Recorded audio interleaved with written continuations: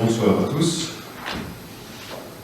Avant de commencer la séance du conseil municipal pour permettre aux derniers retardataires éventuellement d'arriver, je voulais donc vous dire que le centre de vaccination des Torches Grandes va ouvrir le jeudi 2, vendredi 3 et samedi 4 décembre. Ça fait suite à un appel téléphonique que j'ai eu de la pharmacie Cattenom, M. Garcia, inquiet de ne pas pouvoir honorer les demandes très nombreuses de nos habitants de ne pas pouvoir se faire vacciner, notamment pour un certain nombre pour la 3e dose. Donc forcément le téléphone a fonctionné. J'ai appelé Marie-Marthe Ducabulta, maire de Fixem, qui est médecin infectiologue de l'air, qui me confirmait qu'effectivement le centre de l'air de Thionville était aussi saturé. On a pris la tâche tout de suite de Roland Belfarzac, le maire d'Étanges, Michel Paquet, président de la commune, pour décider effectivement très rapidement de rouvrir le centre à Étanges-Grande. Donc ce sera chose faite jeudi 2 décembre. Alors ça sera à côté de la salle omnisport au gymnase d'Étanges, c'est l'église apostolique. Voilà, donc on a mis un petit coup de main, le service technique, on a un petit coup de main pour fournir des rallonges, un certain nombre de choses, du fait que Noël, passant par là, on est en Nimouba, côté Étanges-Grande, donc la commune de Cattenom a participé en tout cas à l'organisation de ce nouveau centre de vaccination. En parallèle à ça, nous avons lancé un appel à nos habitants de plus de 65 ans, et aujourd'hui nous avons 12 inscrits qui auront déjà leur rendez-vous le 2 décembre. Donc, on a 12 personnes de Cattenom. On a relancé un message ce matin sur le propriété des voisins vigilants. Donc s'il y a d'autres habitants qui voudront se faire vacciner, ils pourront en tout cas profiter de ce centre de vaccination qui rouvre sur Étanges. Le point, je voulais vous signaler en tant que conseiller municipaux. Donc je remercie naturellement l'ensemble des conseillers, des adjoints, des services présents aujourd'hui ce soir. Je remercie la télévision locale Reflet, à qui j'ai fait appel du fait que nous sommes en jauge réduite. Et donc comme tout le monde ne peut pas venir lié encore une fois à la pandémie, donc j'ai souhaité que nos débats puissent être télévisés pour faire mon engagement. Je remercie le République Calorin pour nous relater les débats. Je remercie la spectatrice au fond de la salle, Mme Totin. Voilà, et donc à l'issue de cette présentation, on va pouvoir commencer le conseil municipal de ce jour.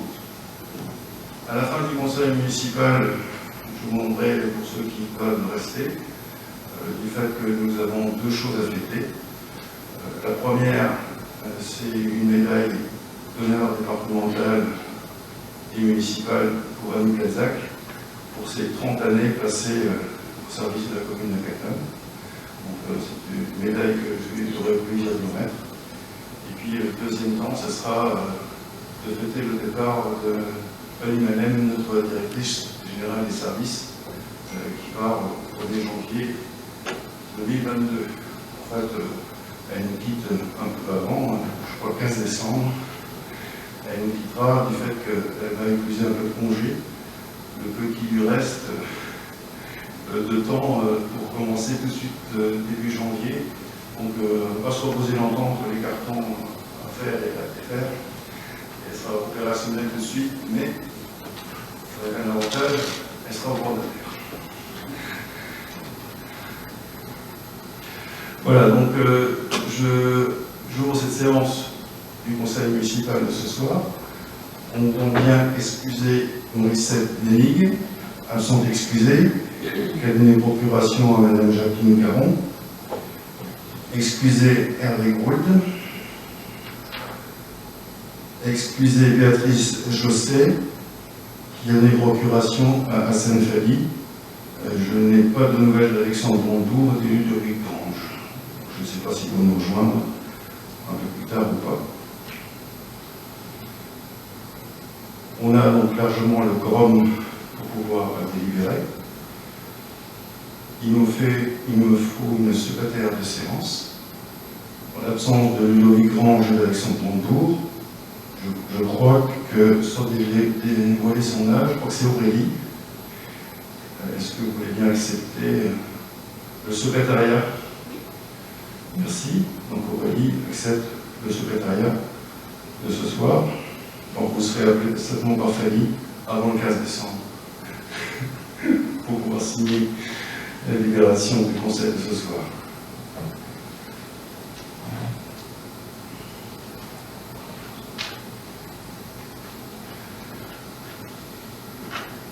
Premier point à l'ordre du jour, approbation du procès verbal alors compte rendu du 27 octobre 2021. Y a-t-il des remarques ou des questions? Oui, M. Fadi. Alors, non, c'est pas la peine. C'est volontaire qu'il y a eu un rajout sur le PV. Donc, qu'est-ce que ça...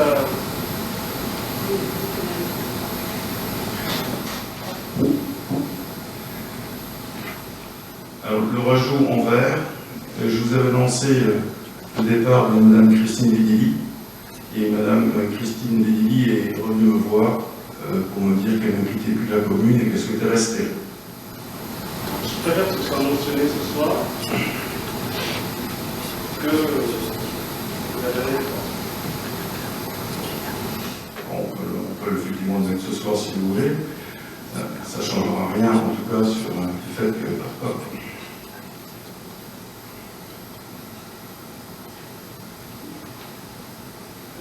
en dehors de cette remarque, y a-t-il d'autres remarques?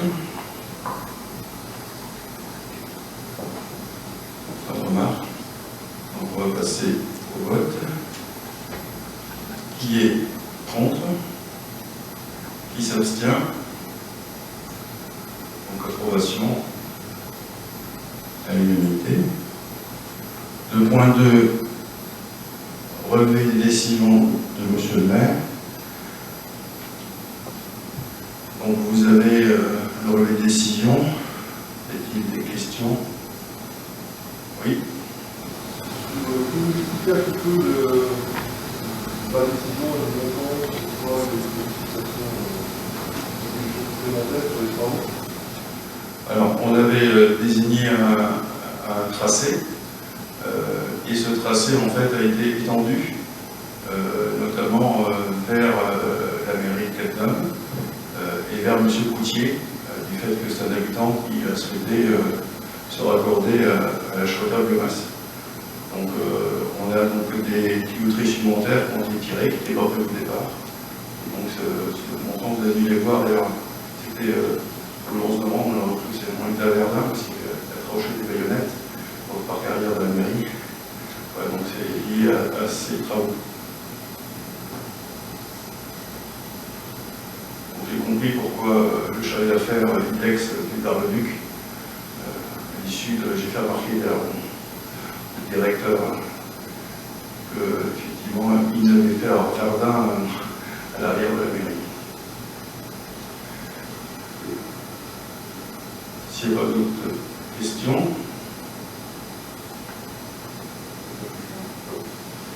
on va pouvoir passer au point 3.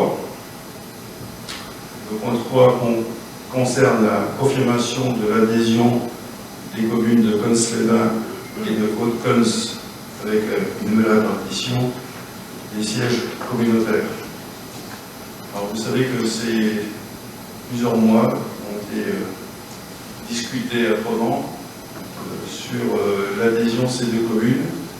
Ensuite, un arrêté du préfet qui autorise donc la commune de Cons-les-Bains et de Haute-Cons de venir à la commune de Cattenom au 1er janvier 2022. Donc une décision du conseil communautaire a été prise et chaque conseil municipal doit aussi prendre ces mêmes délibérations pour en tout cas faire adhérer en tout cas ces deux communes dans le périmètre. Donc nous avons rencontré les deux maires, on essaie de les associer au mieux, je dirais, dans nos commissions, débat budgétaire On les a donc associés dès le départ. Et même aux manifestations, par exemple, pour lever les honneurs de maire honoraire de Michel Chili et la médaille d'Éric Thiel, on les a invités pour assurer effectivement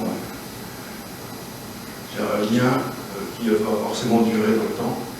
Et donc je me réjouis en tout cas de l'adhésion de ces deux communes, en tout cas au sein des 20 communes. Donc on va passer à 22 communes, de 20 on va passer à 22 communes. Donc ça c'est le premier point. Le deuxième point, c'est la répartition des sièges, du fait qu'on a une extension de PCI. Alors on a deux possibilités, soit on ne fait que la loi, on ne fait appliquer que la loi, soit on s'arrange entre nous, il y a un accord local. Donc jusqu'à présent, on a toujours fait un accord local pour permettre, en tout cas, aux petites communes d'être toujours représentées au sein de l'EPCI. Donc on est sur donc, un accord local, et donc la répartition de sièges peut se faire de deux manières, soit de façon automatique, comme je l'ai dit, soit dans les communes d'agglomération après accord des 2/3 moins des conseils municipaux. Donc celles-ci ont donc toutes validé l'accord local, et donc cette répartition doit tenir compte de la population de chaque commune. Et donc chaque commune doit désigner au moins un siège, ou une commune ne peut disposer de plus de la moitié des sièges, et le nombre total de sièges ne peut excéder 25%, et le nombre de sièges qui seraient attribués en application, même article. Donc, considérant la nécessité de confirmer les dispositions relatives à l'adhésion des communes de Cons-les-Bains et d'Haute-Cons, le choix de l'accord local aux communes membres de la CCE, au vu des détails dépassés suite à la pandémie et du renouvellement du conseil municipal intervenu depuis lors, considérant la nécessité de la transparence de l'application des principes de démocratie locale et considérant la proposition d'accord local tenue en 100 ans, vous avez donc pour toutes les communes le tableau avec l'ensemble de la population de 2016, la répartition sur le droit commun et la répartition proposée. Donc pour ce soir, on s'aperçoit que la commune de Cattenom avait 5 sièges, et donc on va passer à 6 sièges. On aura un conseiller communautaire en plus. Donc il est demandé au conseil municipal de confirmer son accord sur l'adhésion des communes de Cons-les-Bains et de Cons au sein de la commune et à partir du 1er janvier 2022, et d'accepter la proposition d'accord local sur la répartition des sièges sur la base de 51 sièges et d'autoriser M. le maire ou son représentant à effectuer toutes les démarches nécessaires. Est-ce que vous avez des questions? Oui. Question dans la générale, parce que là, effectivement, on va demander des conseillers. Est-ce que ça ne pose pas un problème en termes de gestion de place à la communauté de communes? Le fait de passer à 51, je sais que les conseils se font maintenant au secteur jour, je sais que les places sont bien petites. Il reste la place au conseil communautaire. Le problème, c'est qu'on ne s'est non plus jamais réunis pour une raison de la polémique. Ce soir, on a conseil au casino. Le prochain conseil communautaire qui aura lieu le 14 décembre se fera aussi au casino. Voilà. Mais en tout cas, on a suffisamment de sièges prévus au sein de la commune pour accueillir en tout cas les 51, sachant qu'on a une répartition, je ne sais pas si vous avez été en salle du conseil communautaire, on a une première rangée pour le président et le vice-président, ça représente quand même 11 personnes, plus des places à l'arrière, donc la place est suffisante. Autre question? Si pas de question, on va passer au vote. Qui est contre? Qui s'abstient? Donc l'unanimité du Conseil sur le point 4. Le point 4 concerne la désignation d'un nouveau conseil communautaire à compter du 1er janvier 2022. On passe de 5 conseillers communautaires à 6. Donc aujourd'hui, les conseillers communautaires, M. Hassan Fadi, Maurice Didi, Christine Aguerre, Hervé Gould et moi-même. Voilà. Nous sommes 5 conseillers communautaires. élu de par les élections du 15 mars 2020.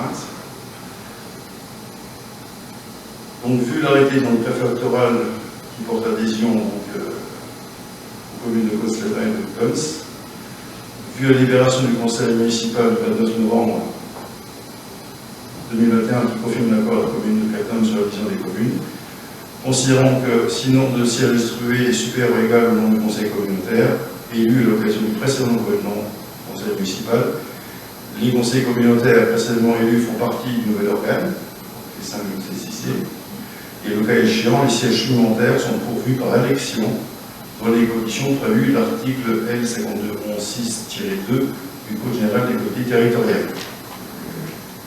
Considérant qu'il est nécessaire pour voir les sièges, les conseillers concernés sont élus non par le conseil municipal parmi les membres, et le cas échéant parmi les conseillers d'arrondissement, de la liste, à un tour, sans élection ni suppression de nom et sans modification de l'ordre, sous présentation de chaque liste. La répartition des sièges entre les listes est opérée à la présence proportionnelle à la plus forte moyenne, et sinon le candidat figurant sur une liste est affaire au nombre de sièges qui reviennent, le ou les sièges pour non pourvus sont attribués à la ou plus forte moyenne suivante. Considérant que pour la commune de Caton, il est nécessaire que le conseil municipal élise un conseil communautaire, il sera donc dès lors procédé à l'opération de vote dans les commissions complémentaires afin de désigner ce nouveau conseil communautaire. Donc, parmi les conseillers municipaux qui ne sont pas conseillers communautaires, y a-t-il des candidats? Donc, 2 candidats, M. Alexis Rogeski et M. Bernard Torchy. Donc, on va vous distribuer des petits bulletins. Donc, j'espère que vous avez tous remis votre stylo. Donc, vous avez le choix entre 2 candidats, M. Alexis Rogeski ou M. Bernard Torchy.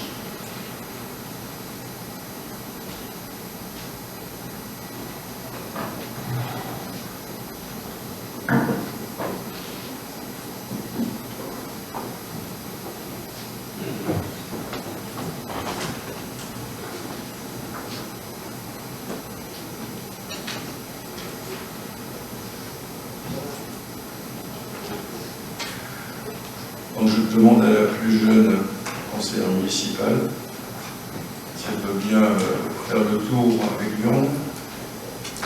Oui. Remplissez votre bulletin d'abord. Oui. Quelqu'un, oui. Si, il y a des procurations. Et les procurations, vous votez 2 fois. M. Hassan Fadi vote 2 fois. Madame Caron vote 2 fois.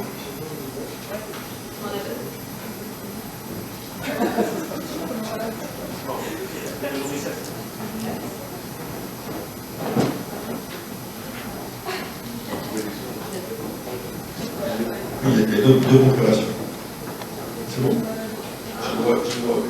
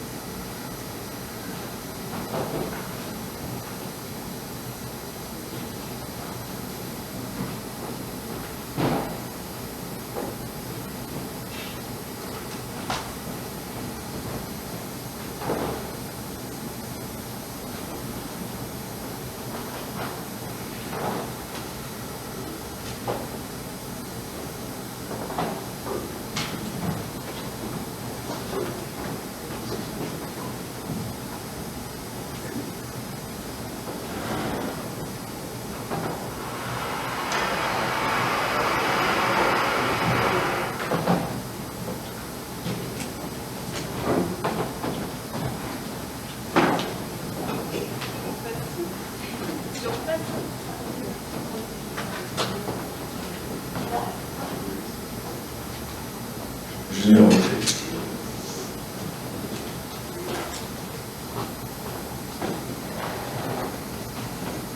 Merci. Oui, bien ici. On va compter le nombre de... Là, ouais. Reste.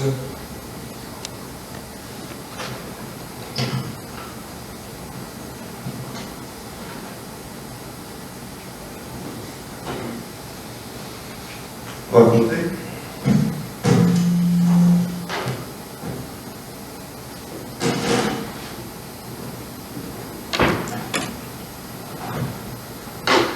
On va compter. 1, 2, 3, 4, 5. 1, 2, 3, 4, 5. 1, 2, 3, 4, 5. 1, 2, 3, 4, 5. Legat. Basta. Allez-y. Bernard Dorchy. Bernard Dorchy. Alexia Majeski.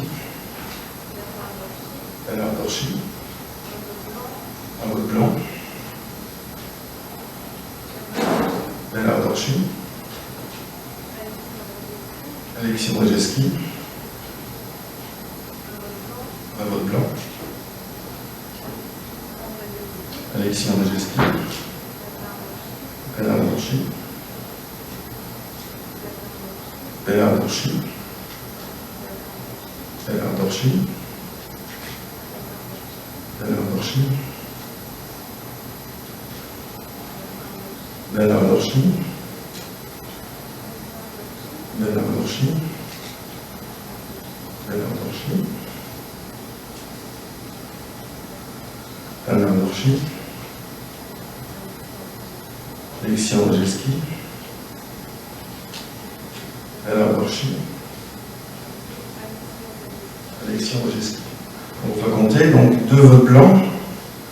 M. Alexis Majeski, 3, 4, 5 voix. M. Bernard Dorchy.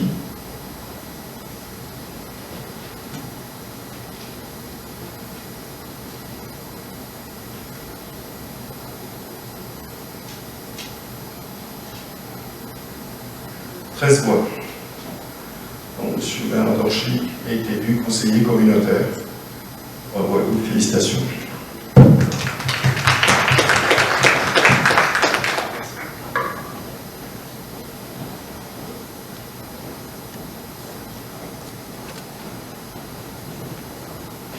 Bienvenue au club, Bernard. Il faudrait qu'il choisisse. Je vous remercie de votre confiance et je défendrai les intérêts. Il faudrait qu'il choisisse tes commissions.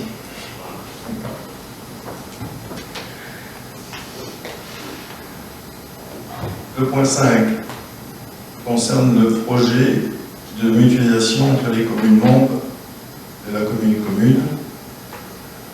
Il vous est demandé votre avis. Donc je vous fais grâce des différentes lois qui demandent cet engagement. On a une délibération du Conseil communautaire du 28 septembre 2021 qui donne communication du projet de mutualisation au Conseil communautaire. On a reçu un courrier du président de la commune du 8 octobre qui sollicite la présentation du schéma de mutualisation en vue de recueillir l'avis du Conseil municipal de Cattenom. Et considérant donc les articles du Code général des collectivités territoriales, afin d'assurer une meilleure organisation des services dans l'année qui suit chaque renouvellement général des conseils municipaux, le président de l'OPCI et les communes concernées sur leurs dépenses de fonctionnement.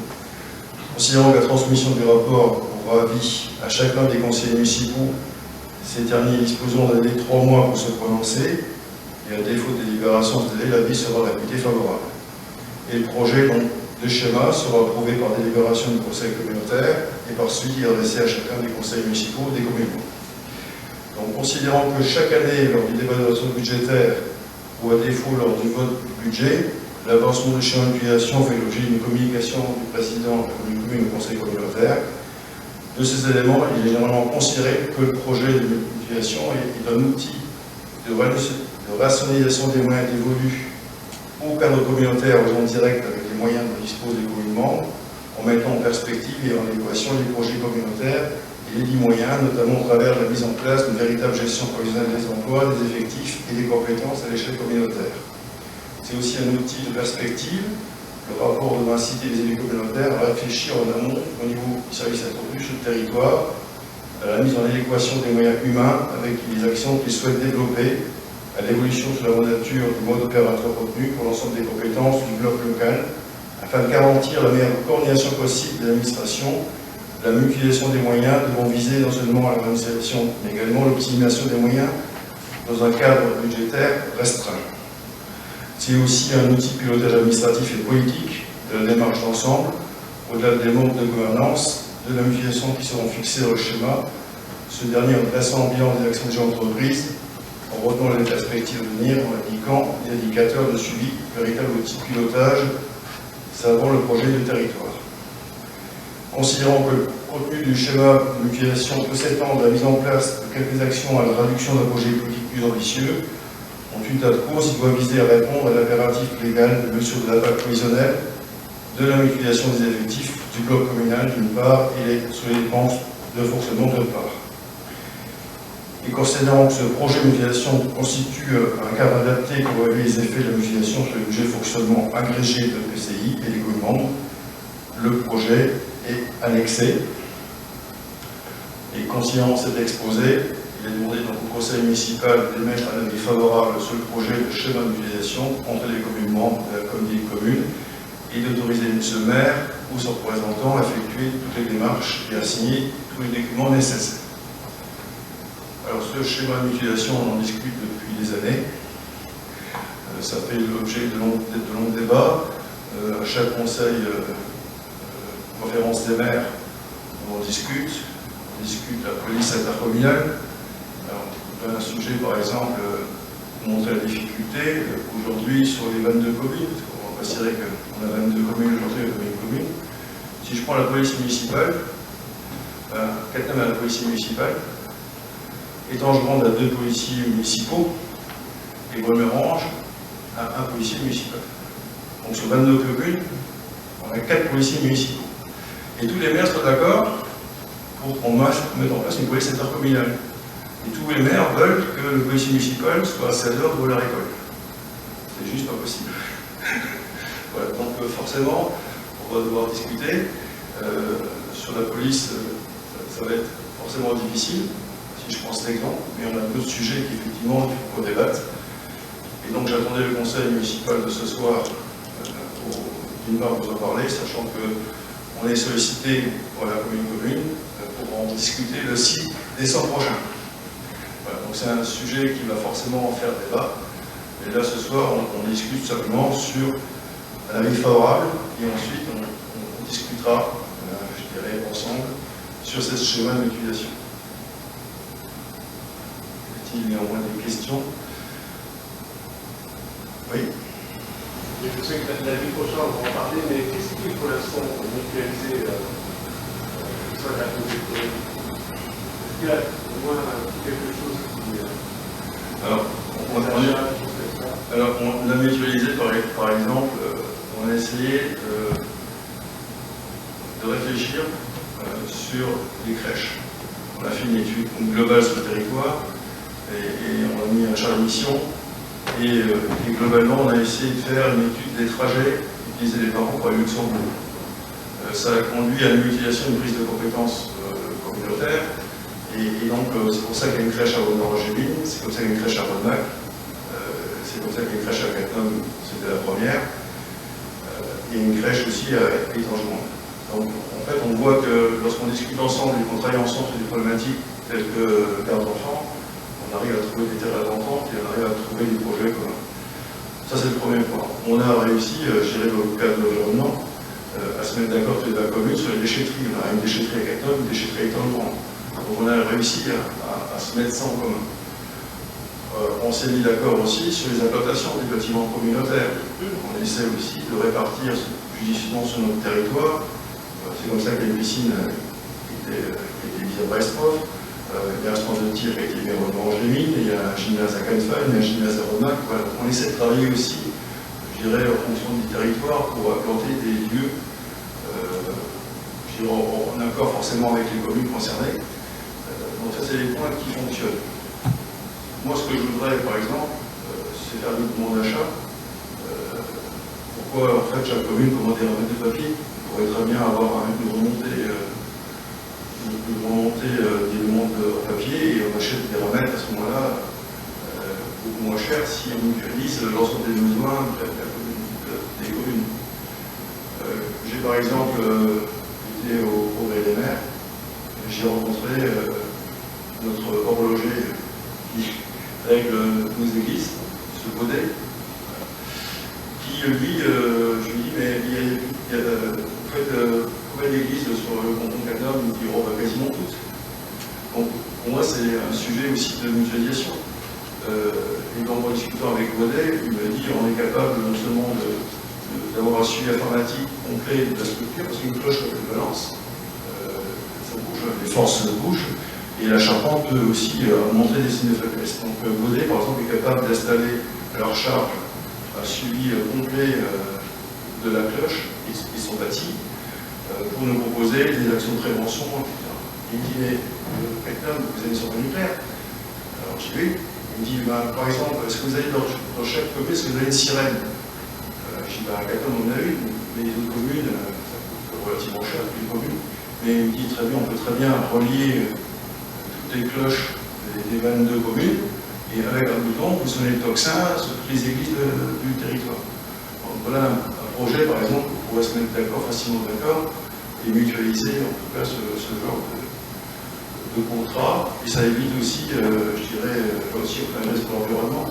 La personne dépasse 22 fois, on essaie de faire en faire que le technicien de Baudet arrive, il fait le tour des 22 communes, et ça évite de faire des kilomètres pour rien.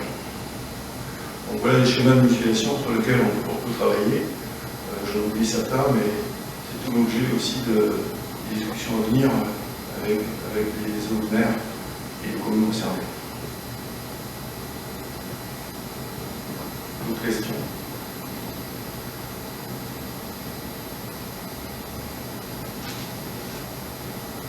Donc on va passer au vote. Qui est contre? Qui s'abstient? Donc ce point est adopté à l'unanimité. Le point 6 concerne la délégation du service public pour la réalisation et la construction, la gestion, l'entretien et la maintenance d'une chaudière biomasse. C'est la modification numéro 3.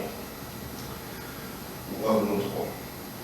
Donc, vu le code des articles de la commande publique, vu les délibérations du 27 février 2019 qui attribue le contrat de délégation de service public pour la réalisation, construction, gestion, entretien et maintenance des chaudières biomasse à la société ILEX Territoire, vu les délibérations du 2 octobre 2019 actant la modification numéro 1 pour la délégation de service public qui modifie l'article 31 du contrat DSP qui prolonge d'1 an le début de la fourniture d'énergie calorifique aux usagers soit au 14 octobre 2020, vu les délibérations du 2 septembre 2020 qui acte la modification numéro 2 contrat DSP qui modifie toujours l'article 31 de la DSP pour qu'on prolonge d'1 an le début de fourniture d'énergie calorifique aux usagers, soit le 14 octobre 2021.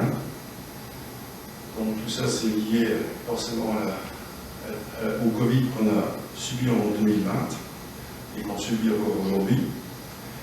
Et considérant que par un contrat de concession signé le 5 avril, la commune a confié à l'ILEX la gestion déléguée du service public local de production de transport et de chaleur sur le territoire, que cette délégation a été notifiée au délégataire le 9 mai, on a pris une délibération au 2 octobre 2019 qui a acté la modification numéro 1, on a acté au conseil municipal le 2 septembre la modification numéro 2, et considérant le projet de construction de la chaudière biomasse a suscité un intérêt grandissant des futurs abonnés pour le raccordement de chaleur, toutefois le dimensionnement des installations techniques définies au contrat de délégation ne permet pas d'alimenter correctement en chaleur l'ensemble de ces futurs abonnés. Considérant qu'à ce titre, il est nécessaire de réaliser de nouveaux travaux afin de garantir la continuité des services publics de délégation, et considérant que des travaux complémentaires qui permettent d'augmenter les puissances souscrites de plus de 36% depuis la conclusion du contrat. On passe de 1745 kW à 2390 kW, soit si j'arrondis de 1,7 à 2,3 MW. Ça entraîne une redéfinition du tracé, en annexe 7.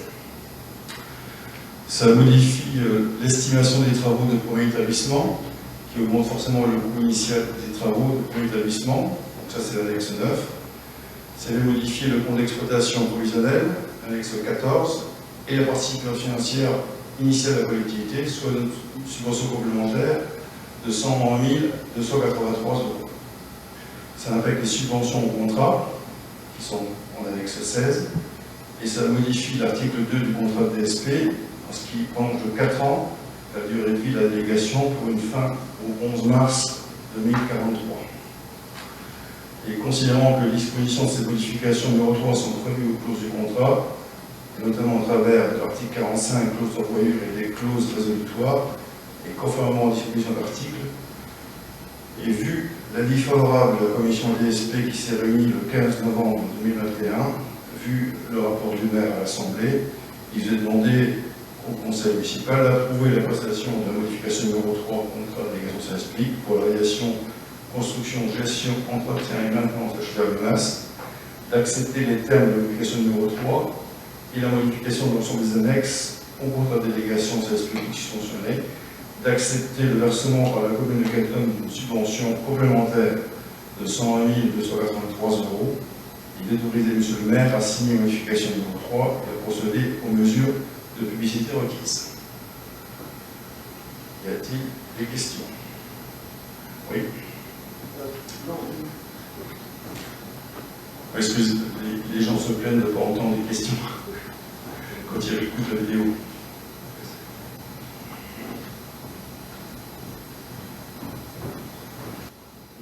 Oui, lors du précédent conseil, vous m'avez invité, quand je vous avais demandé un petit peu d'avoir des détails sur les prix, d'aller voir la fiche qui était près des travaux, chose que j'ai faite. Comme ça, je pouvais effectivement voir un petit peu les différents détails de chaufferie, réseau, subvention. Et dans les documents qui nous ont été transmis, on a des écarts qui peuvent être assez importants. Et je voyais par exemple l'estimation APS travaux chaufferie, donc dans le document avant-projet solaire, qui est à peu près à 1,7 million. C'est affiché 1,170 000 sur le panneau. Sur le réseau, on est à 700 € près, le même chiffre, donc c'est pas un souci. On a une option particulière de 340 000 €.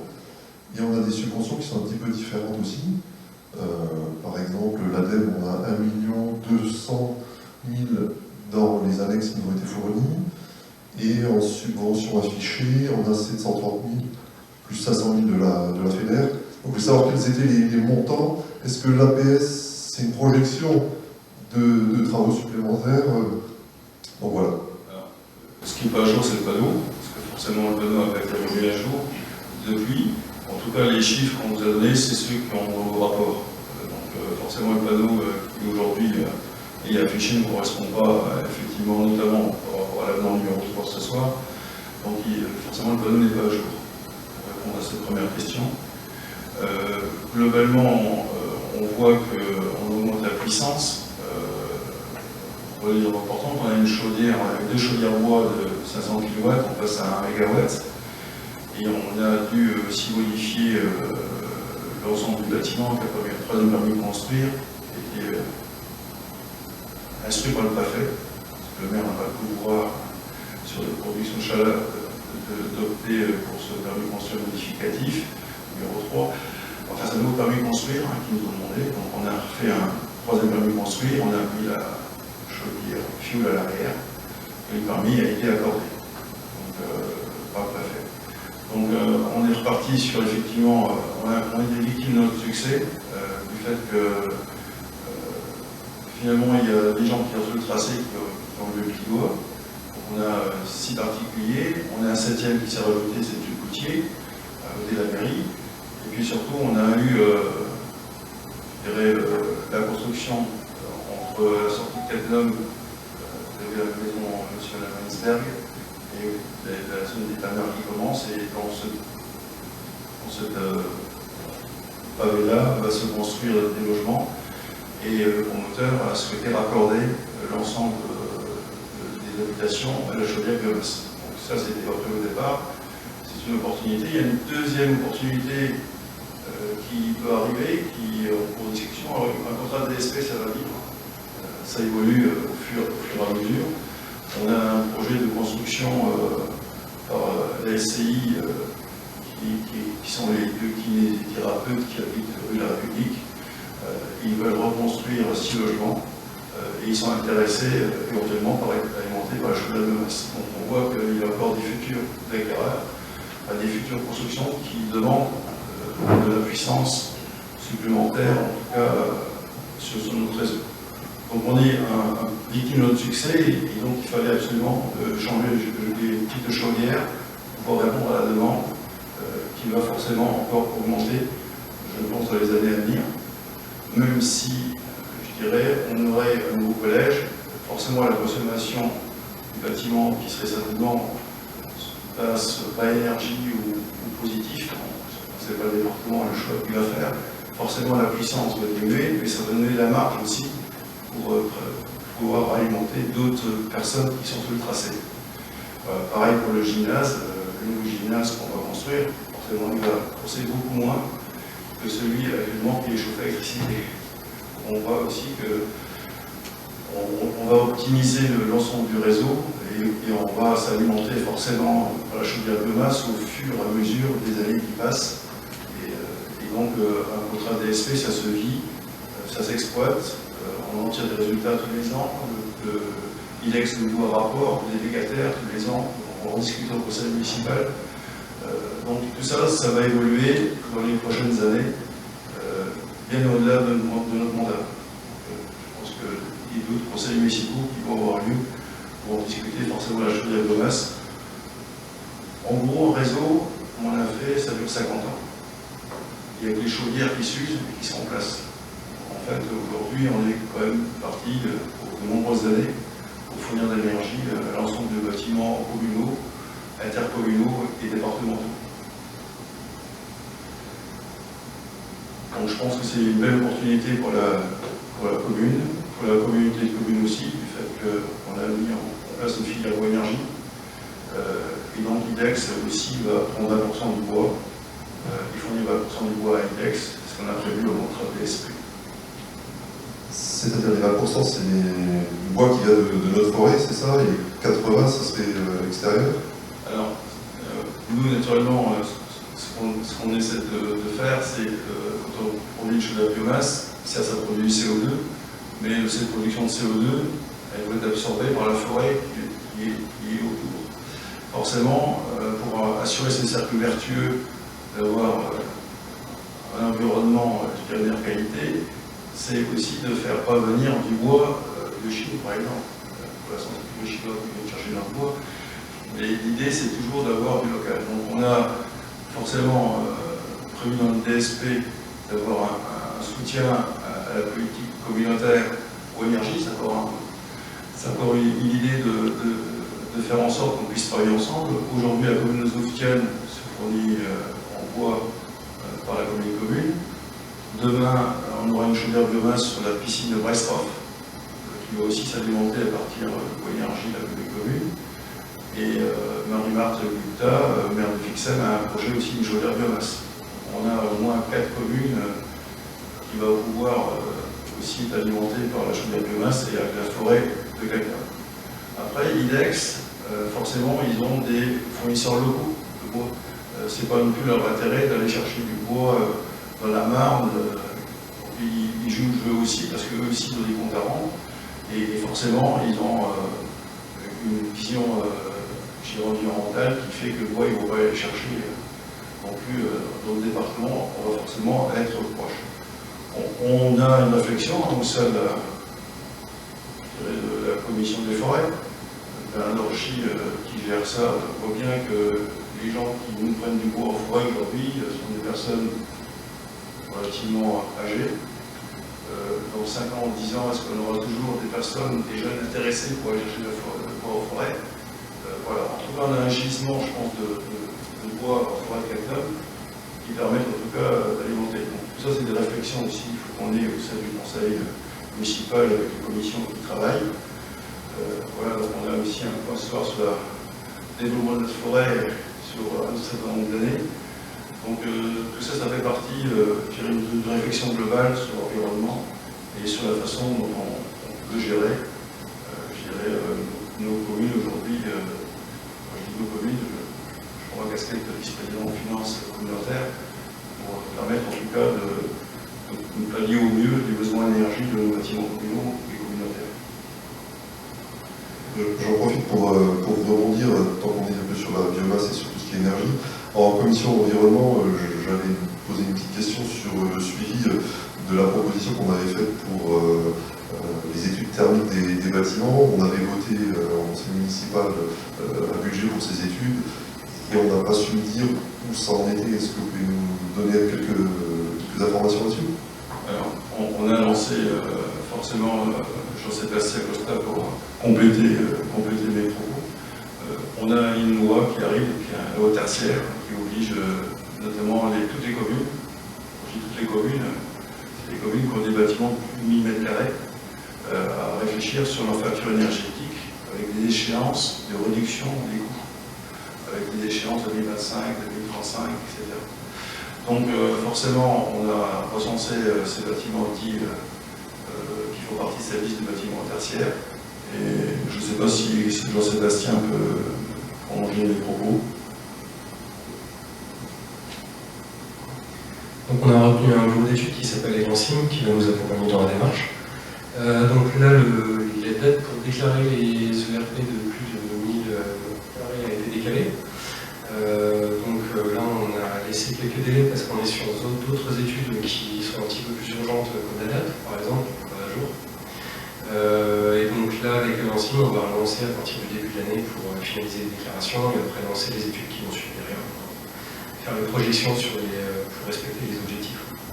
Alors ça, c'est effectivement dans le cadre de la loi des bâtiments plus de 1000 m², mais on avait discuté en commission environnement du casino, de l'école Pompidou. Donc ça n'a pas forcément d'impact sur le niveau de la loi. Alors, je pense qu'il faut qu'on priorise les choses, il faut qu'on regarde, je dirais déjà, alors sur la date, ça coûte quand même relativement de l'argent, donc la date c'est tout ce qui est lié aux personnes à mobilité dite réduite. On avait des engagements qu'on a pris, qui n'ont pas été tenus, donc on a demandé une prolongation pour faire en sorte que nos bâtiments déjà puissent être accessibles. Donc ça c'est une première enveloppe financière. Et une deuxième enveloppe financière, c'est de travailler sur effectivement les bâtiments qui sont les plus énergivores. Et aujourd'hui, le casino qui a été effectivement mis avec une pompe à chaleur a subi une rénovation. Il y a l'école Pompidou, comme vous dites. Ça, c'est des bâtiments qu'il faut qu'on fasse. C'est une étude en cours. Et ensuite, il faudra hiérarchiser où c'est qu'on met l'euro supplémentaire pour prioriser tel bâtiment par rapport à l'autre. Donc on a des ratios qu'on peut faire rapidement. Et en commission environnement, en tout cas, j'ai demandé au cabinet Pur de travailler un petit peu, je dirais, sur le nombre de watts de mètre carré pour voir déjà quels sont les bâtiments à classer au dehors de ces bâtiments tertiaires que Jean-Sébastien Costa vous avez écrit, pour effectivement ensuite en commission environnement dire voilà, aujourd'hui c'est plutôt tel bâtiment, donc il y a un classement à faire, et ce classement n'est pas fait à l'heure actuelle, mais en tout cas c'est prévu. Y a-t-il d'autres questions?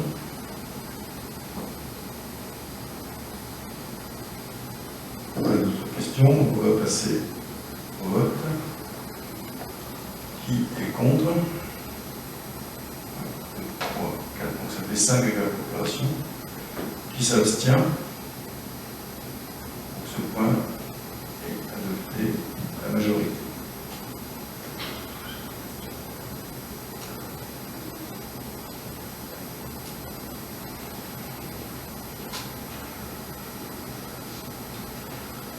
Le point 7 concerne la convention annuelle d'objectifs et de moyens entre la commune de Cattenom et l'association des Catmoum. Je passe la parole à Christine. Alors, c'est Alexis qui a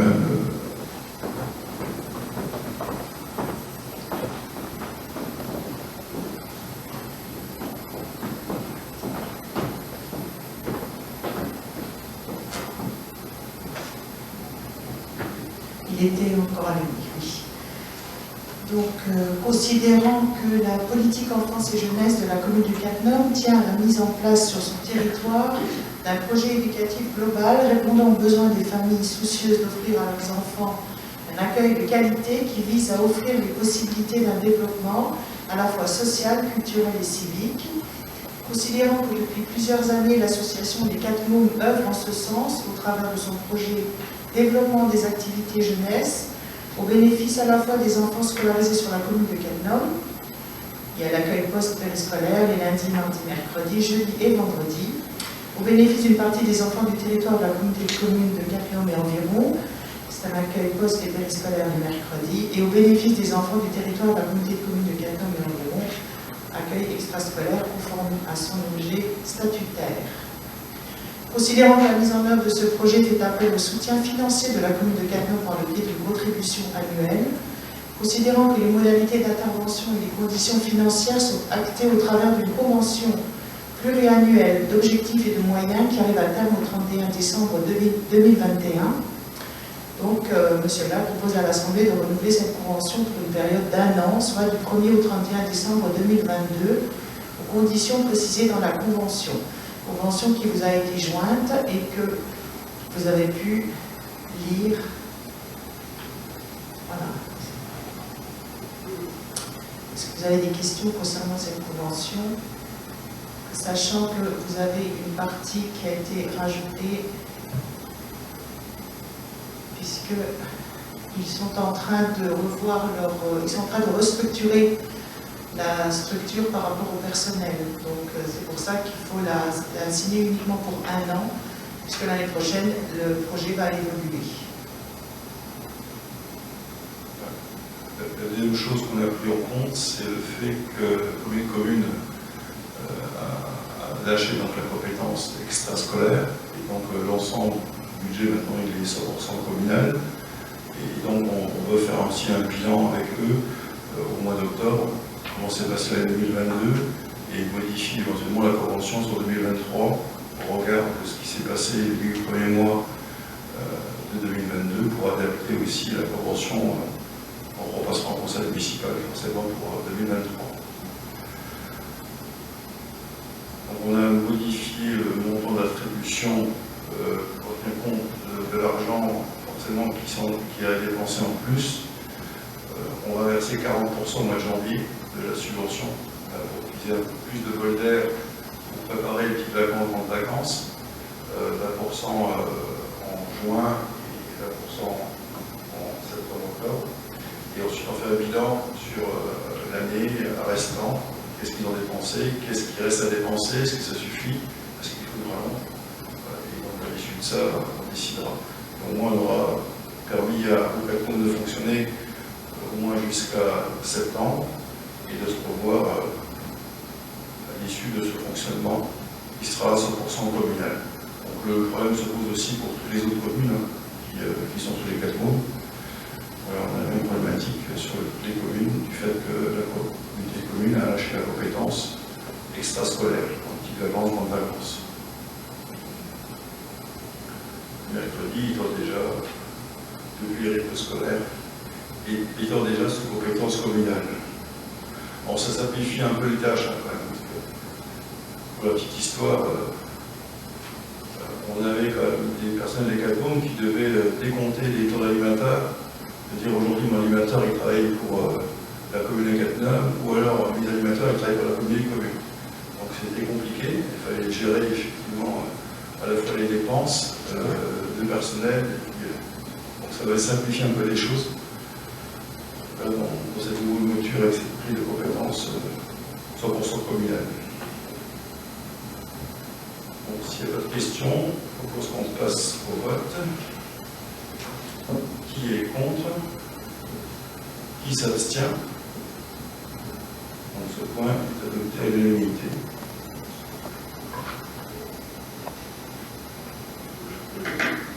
Le point 8 concerne la convention de stérilisation et d'identification des chats errants entre la commune de Cattenom et l'association SOS Moustache. Donc vous avez reçu cette convention. C'est lié en fait aux articles du Code rural et de la pêche maritime. Et on a une nécessité de gérer la population de chats errants en maîtrisant leur prolifération afin de garantir la salubrité publique. Et on considère que l'association SOS Moustache a vocation à assurer la stérilisation et la notification des chats errants. Donc je vous propose au conseil municipal de signer cette convention pour identifier les chats errants avec la dite association qui est jointe en annexe de la présente délibération. Et donc il vous est demandé d'approuver la convention de stérilisation et d'identification des chats errants avec l'association SOS Moustache et de m'autoriser à signer la convention et toutes pièces afférentes. Y a-t-il des questions? Pas de questions. Bon, sachez qu'il y a 2 habitants de Cattenom qui travaillent d'arrache-pied sur ces chats errants. Il y a une personne dans la salle. Voilà, Madame, merci en tout cas de faire en sorte que nos chats errants puissent être stérilisés. Voilà, donc on va passer au vote. Qui est contre? Qui s'abstient? Donc ce point est adopté à l'unanimité. Le point 9 concerne la convention de fourrière automobile entre la commune de Cattenom et le garage Issel. Alors, vu les articles de loi, les ordonnances et les décrets,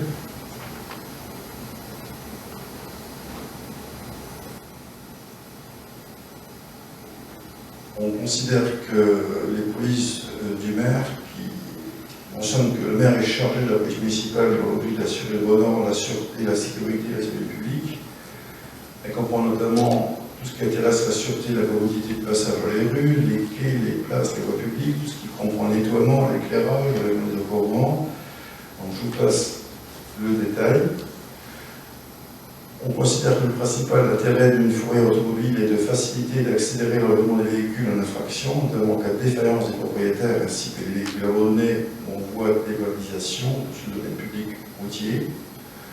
On considère que l'activité de fourrière concourt au respect des règles de stationnement et circulation de les voies publiques, et ça permet de garantir de la fluidité, de la liberté, de la sécurité, de faciliter l'intervention, de permettre la tenue de manifestations urbaines, de garantir le respect des places réservées, garantir le respect des aires de livraison, et de retirer de la voie publique les véhicules qui constituent des épaves. Et considérant qu'une gestion en régie est impossible, la commune de Cattenom ne dispose ni du matériel ni des locaux et équipements, considérant que la sollicitation du garage Issel à Fontois pour assurer cette activité sur le territoire communal, on considère que la convention fourrière qui lui a été jointe permet en tout cas ce soir au conseil municipal d'approuver cette convention entre la commune et garage Issel à Fontois et m'autoriser à signer la convention et à accomplir toutes les démarches nécessaires à l'exécution de la présente convention. Alors, pour tout vous dire, on a un certain nombre d'épaves sur la commune, même certaines qui sont dans la forêt de Boust, à la limite entre Cattenom et Boust. On en a des hirondelles, on en a même à Ussange. Donc, pour la petite histoire, à Ussange, je vous la raconte quand même, on a eu un automobiliste qui est arrivé à 2 h du matin, qui s'est endormi sous le volant, avec la tête sur le volant et les klaxons qui sonnaient pendant un certain temps. Jusque les habitants ont appelé la police, donc les gendarmes sont arrivés, ils ont sorti un militari de la personne. La voiture, aujourd'hui, elle est toujours présente. Donc on a rappelé les services de gendarmerie qui nous ont dit que le procureur de la République n'a pas les moyens pour enlever cette voiture et je ne suis pas commune de quelqu'un de le faire. Donc ça c'est l'anecdote du Sange. Vous allez dire pourquoi le garage Issel à Fontois? Parce qu'on a sollicité Philippe Dépannage. Donc là, on a essayé de mutualiser, pour répondre à ça, on a essayé de mutualiser et de dire tiens, Philippe Dépannage, On ne va pas faire un contrat pour les 20 communes, 22 communes. Ben, ça n'intéresse pas Philippe Panache. Donc on aurait pu faire ça pour la commune, pour les 22. Donc aujourd'hui, Philippe Panache, il a signé la même convention avec Tangerand. Et donc je me suis retourné vers les autres maires en disant, mais qui a des conventions? Donc le maire de Lange-Lénine levait la main. Et il m'a dit, bah, la garagiste à Fontois. Bon, bah, je vais essayer. Et la garagiste m'a dit oui. Donc, toute proposition de pourquoi Issel, bah, c'est parce que j'ai un garagiste qui veut bien nous aider en tout cas à faire ça. Donc, une proposition ce soir au conseil municipal pour réaliser cette convention. Voilà, si vous n'avez pas de questions et de remarques, on va passer au vote. Qui est contre? Qui s'abstient? Je vous remercie. Le point 10 concerne le bail de location entre la commune de Cattenom et la gendarmerie. C'est l'avenant numéro 1. Donc vous savez que la commune est propriétaire des 18 logements et des bâtiments d'administration de la gendarmerie, qui s'appelait au début le PSIG et qui est maintenant le PSPG. Donc on a un certain nombre de locations qui sont faites sur des durées de 9 ans. Le loyer est révisable à l'expiration de chaque période triennale d'un commun accord entre les parties. Considérant la mise en œuvre de ce projet fait appel au soutien financier de la commune par le biais d'une contribution annuelle, et considérant les modalités d'intervention et les contraintes financières sont en tête par une convention pluriannuelle d'objectifs et de moyens qui arrive à terme au 31 décembre 2021, je vous propose de signer et de renouveler cette convention sur une période d'1 an, soit du 1er au 31 décembre 2022, aux conditions précisées de la convention. Et donc, je vous invite à accepter la convention annuelle d'objectifs et de moyens pour la période 2022, en séparation de 4 mois. C'est pas la bonne. Ah, c'est moi qui ai. Super de page. C'est page 9. Voilà, excusez-moi.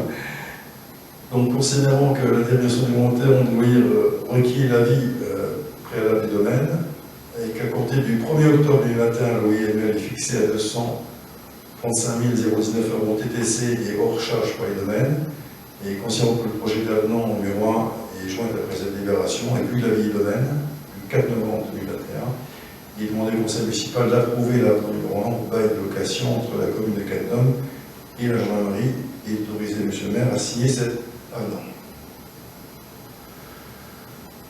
Y a-t-il des questions? Pas de questions. On va passer au vote. Qui est contre? Qui s'abstient? Donc, point adopté à l'unanimité. Le point 11, c'est le rapport d'activité annuelle du SMITU. En considérant que le rapport d'activité du cycle mixte des transports urbains Turin-Felch de l'année 2019 a été présenté et acté lors de la séance du comité syndical du 13 octobre 2021, considérant que ce rapport doit faire l'objet d'une communication du conseil municipal, Monsieur le maire soumet le rapport d'activité 2019. Je ne sais pas si vous l'avez lu. En tout cas, il est demandé au conseil municipal d'émettre un avis favorable au rapport d'activité 2019 du SMITU. Pardon? Vraiment? Oui. Oui.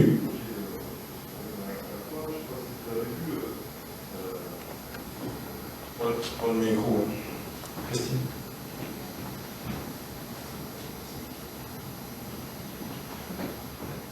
Le SMITU, on en entend parler, pas forcément tous les jours en bien, et ces jours-ci, il y a eu un rapport de la Cour des comptes qui est sorti, qui reproche au SMITU d'avoir à plusieurs reprises voté des décisions sans avoir toutes les informations nécessaires, d'avoir sollicité des subventions sans avoir de plan de financement précis, et d'avoir dépensé plusieurs dizaines de millions d'euros pour le fonctionnement du réseau, quand il aurait fallu avoir un investissement dans le projet Citizen.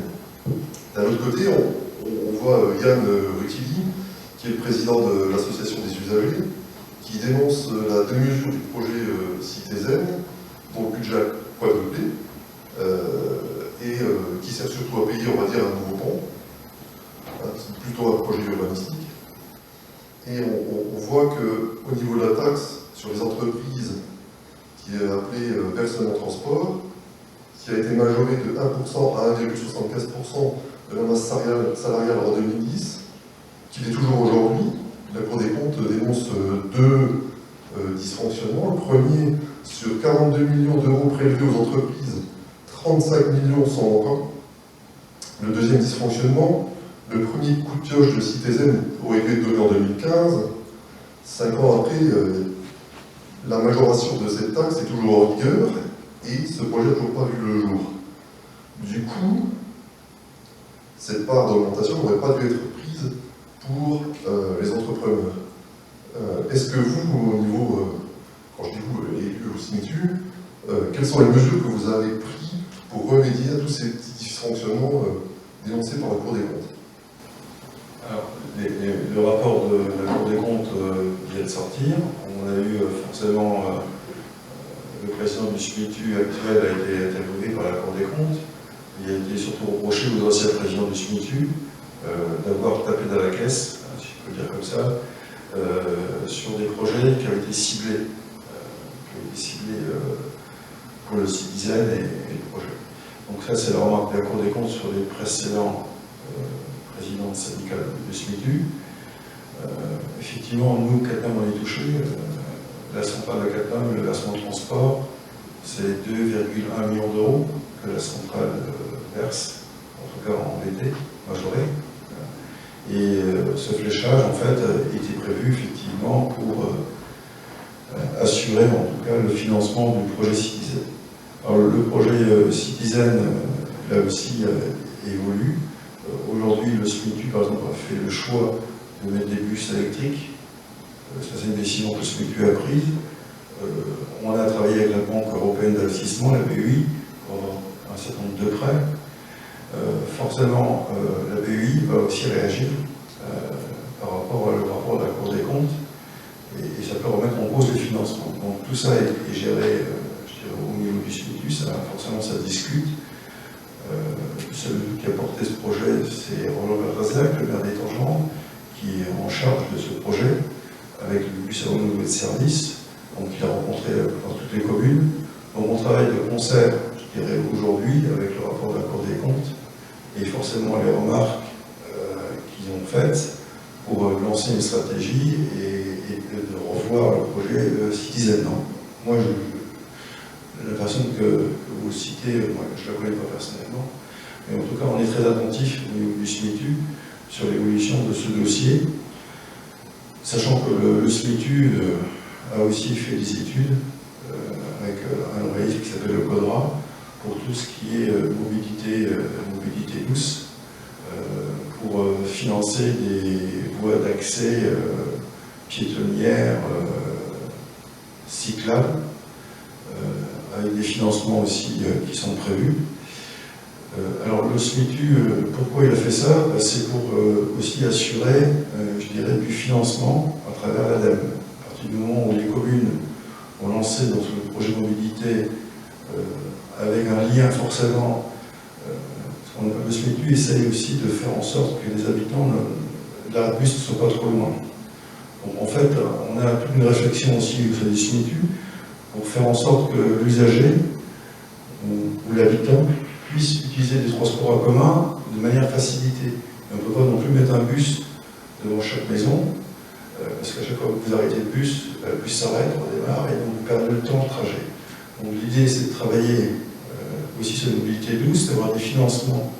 Alors la compétence, elle est communautaire, mais néanmoins, on peut avoir, grâce à l'étude qu'a fait le SMICTU, on pourra avoir des financements à travers l'ADEME. Et donc les projets peuvent être aussi portés par la commune du fait que la compétence est communautaire. Donc on avance sur ce dossier prudemment, notamment avec la Chambre régionale des comptes. Mais à ce soir, ce qui est demandé, c'est le bilan 2019. On est un peu en retard.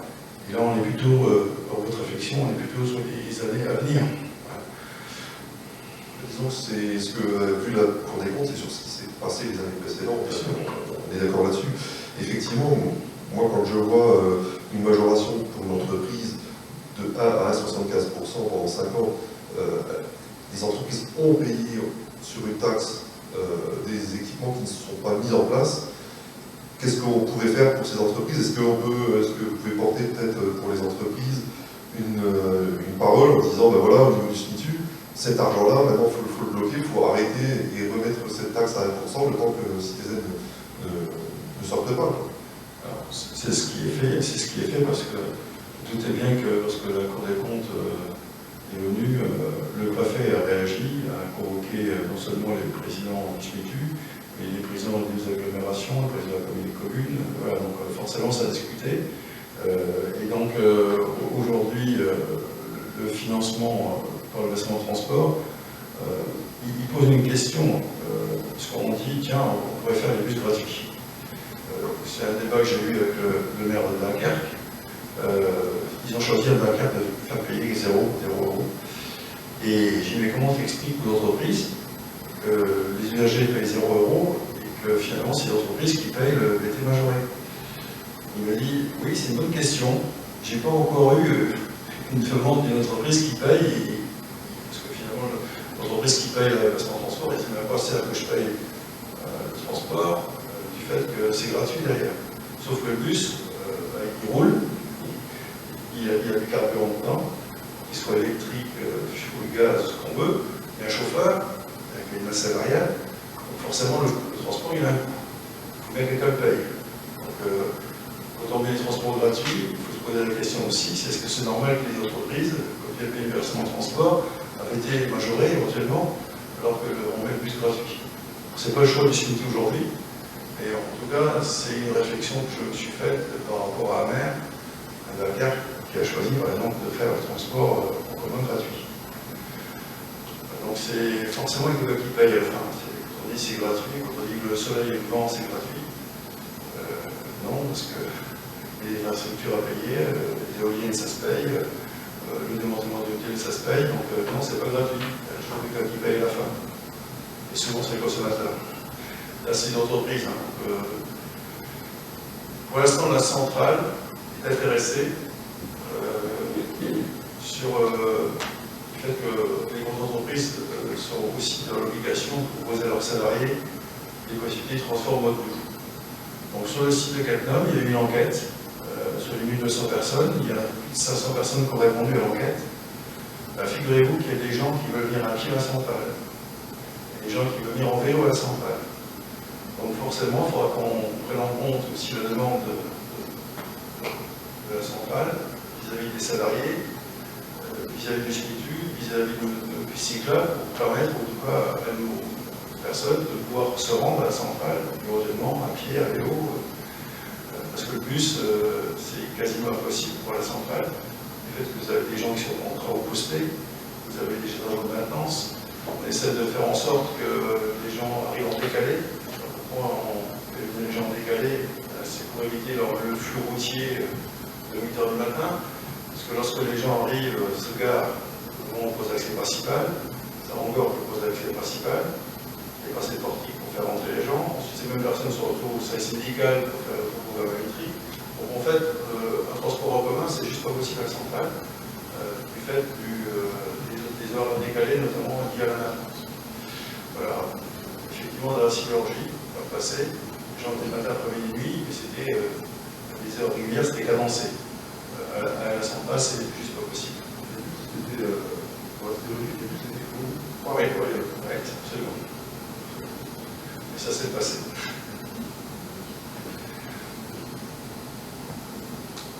Y a-t-il d'autres remarques sur ce rapport? Alors, il faut mettre un avis. Donc, qui donne un avis défavorable? Levez la main. Donc, vous êtes contre l'avis favorable? Ok. 5. Ok. Qui s'abstient? Personne. Donc, avis favorable à la majorité. Le point 12 concerne le plan d'aménagement forestier 2022-2041. Je laisse présenter ce point par notre responsable de la commission forêt, Bernard Dorchy, Il y a une lingette si tu veux désaffecter, Bernard.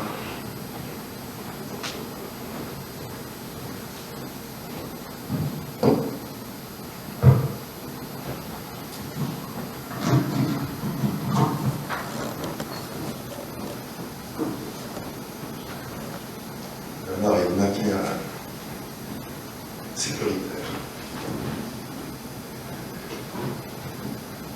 Je sais pas, vous avez Covid là? Non, c'est des années 40. Oui, un, deux.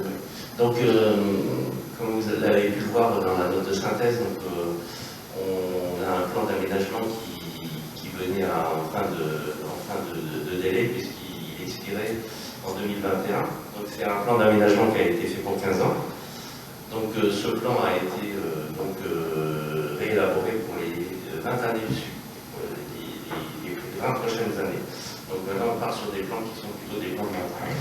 Alors, juste en deux mots, qu'est-ce qui a été particulier dans ce plan-là? Donc, ce plan-là, vous avez pu le lire, bon, c'est quand même très long comme document, et je peux vous en donner quelques éléments.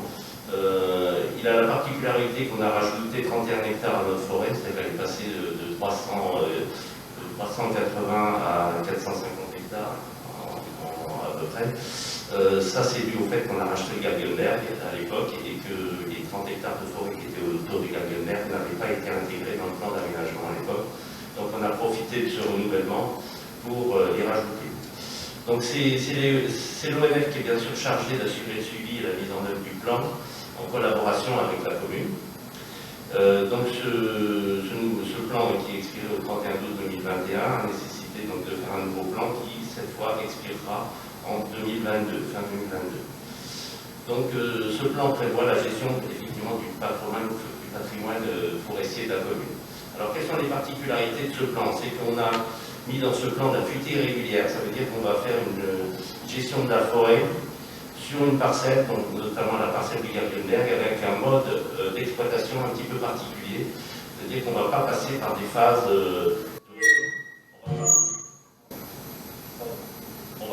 par des phases de régénération complète qui souvent mettent à blanc certaines parcelles. Donc c'est un mode de fuité régulière qui est à laisser. Ensuite, on a fait un niveau de sénescence, ça veut dire qu'il y a toute une zone qui ne pourra pas être exploitée. Donc c'est volontaire, c'est pour un développement de biodiversité, donc il sera au niveau de l'observatoire des oiseaux.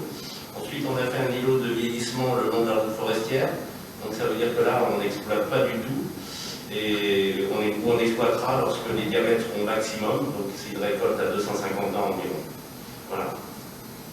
Ce qui nous a été signalé aussi dans ce plan, c'est qu'on a une interdiction de circuler sur la route forestière pour les véhicules à moteur, notamment les voitures, et puis tous les véhicules à moteur, et qu'on ne fait pas respecter.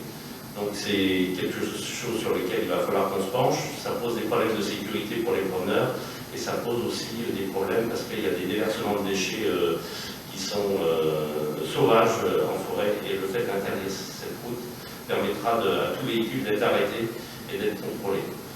Il y aura aussi la création d'un parking suite à ça, donc de manière à ce que les gens qui veulent aller se promener en forêt puissent avoir un petit parking pour s'arrêter. Donc un parking de 50 mètres sur 4 mètres, donc qui permettra un stationnement. Donc la zone d'interdiction sera à définir sur place. On va mettre une signalétique qui tient compte des îlots de sénescence, des îlots de vieillissement. Il y a une vingtaine d'arbres remarquables aussi qu'il faut répertorier dans la forêt, donc de manière à ce qu'ils soient franchement répertoriés. Voilà, donc après, dans les autres faits qui sont énoncés dans ce plan, il y a la régulation du gibier. Donc l'observation qui a été faite, c'est que on n'a pas atteint l'équilibre qui permet de ne pas endommager la forêt, donc ça veut dire qu'il faut qu'on ait des actions de chasse qui se poursuivent dans la forêt, qui soient bien organisées, de manière à réguler le sanglier et surtout le chevreuil qui détruit tous les petits chênes. Voilà, donc des espèces nuisibles à la biodiversité. Donc on a des actions de chasse qui fonctionnent pas mal, mais d'après l'ONF, ils disent qu'on n'a pas tout à fait atteint l'équilibre, mais bon, c'est un équilibre qui est difficile à atteindre de toute façon. Voilà, ensuite, donc en ce qui concerne la chasse, sachez que l'agrénage devient interdit maintenant en forêt. Donc ça veut dire qu'il y a seulement l'agrénage dissuasif en lisière de forêt pour que les cultures les agriculteurs ne soient pas endommagés. Donc tout ça est précisé aussi dans le plan d'aménagement que vous avez pu lire. Après, les choses qu'on pourra rajouter plus tard, ça on verra ça avec les écoles, c'est peut-être faire comme on a des zones de plantation à faire de la plantation participative, comme ça se fait dans certaines communes, où chaque enfant plante son arbre et pourra mettre son nom à côté de l'arbre. Bon, c'est un peu des projets qu'on peut avoir dans cette forêt. On a une belle forêt, comme on a toute une zone à replanter, puisqu'on a donc des épicéas qui ont eu la scolite, donc on a été obligé d'éliminer toute une parcelle d'épicéas. Donc les plantations qu'on pourra envisager pourraient être des plantations participatives, ce qui donnerait aussi un aspect un peu ludique des activités de forêt. Voilà ce que je pouvais dire sur la forêt. Donc je vous propose de donner un avis sur ce doc d'aménagement qui a été réalisé par l'ONF. Sachant que la commission des forêts a donné un avis favorable le 19 octobre. Merci Bernard de cette présentation. Y a-t-il des questions ou des remarques? Pas de questions, pas de remarques. On passe au vote. Qui est contre? Qui s'abstient? Ce point est adopté à l'unanimité. Je vous signale simplement pour information que Gilles Recher a quitté la séance du conseil municipal au point précédent et qu'il a une procuration érectile.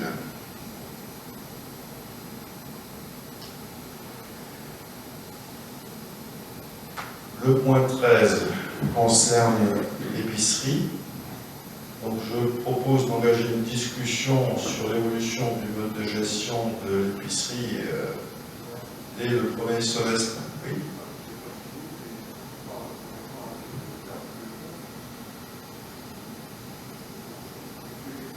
Oui. L'engagement a été voté à l'unanimité. Donc le point 13 concerne l'épicerie, donc modification et avis.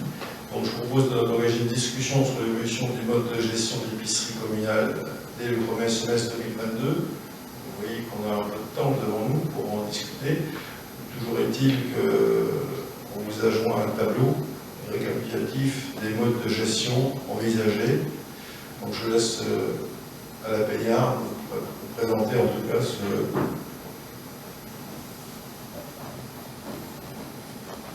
les différents modes de gestion.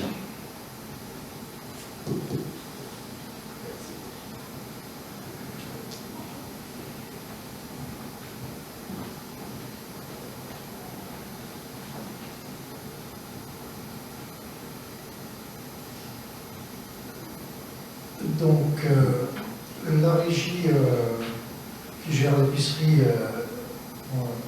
depuis quelque temps démontré que ça ne fonctionnait pas bien. Pour dire que ça ne fonctionnait pas du tout. Et un certain nombre de solutions s'offrent à nous. Soit on reste en régie, soit on fait une association paramunicipale plus une CPOM.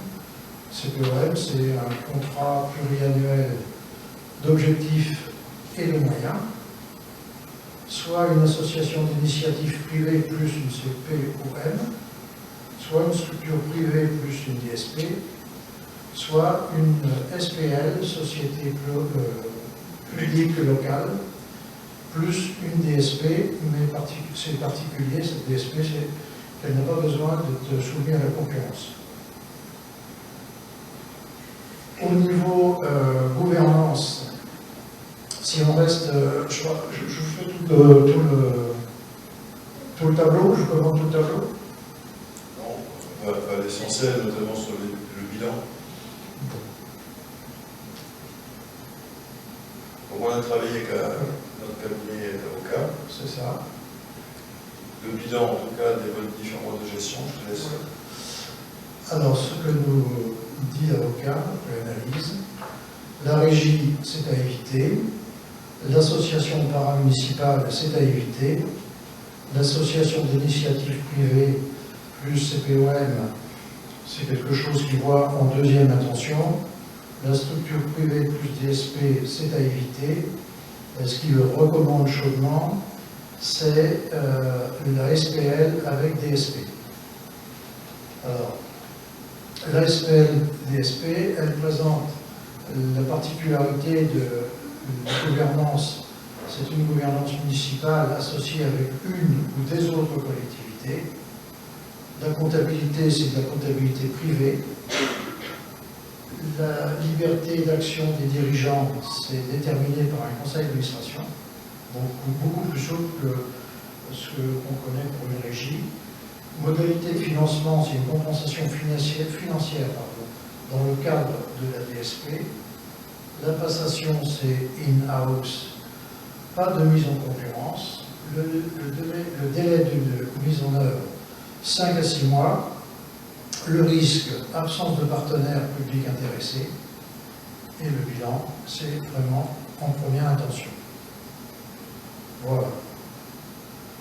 Donc, je vous propose, finalement, par rapport à cette analyse faite par le juriste, de proposer la SPL avec plus la DSP en première attention, et donc m'autoriser à mandater pour avancer dans le mode de gestion retenu, étant précisé que chaque étape de création du nouveau statut juridique sera soumise pour approbation au conseil municipal. Donc, moi, je souhaite m'approcher d'autres communes pour effectivement travailler en partenariat, en tout cas, avec elles. Et donc, on peut, à l'issue d'un avis positif d'une commune ou de plusieurs communes, à ce moment-là, présenter au conseil municipal les statuts pour délibération du conseil municipal en phase suivante. Sachant que le délai, je dirais, est de 6 mois. Donc, s'il nous fait faire travailler en régie municipale d'épicerie encore 6 mois, jusqu'au juin 2022. Voilà, donc ce soir, c'est m'autorise à mandater. Une question hein.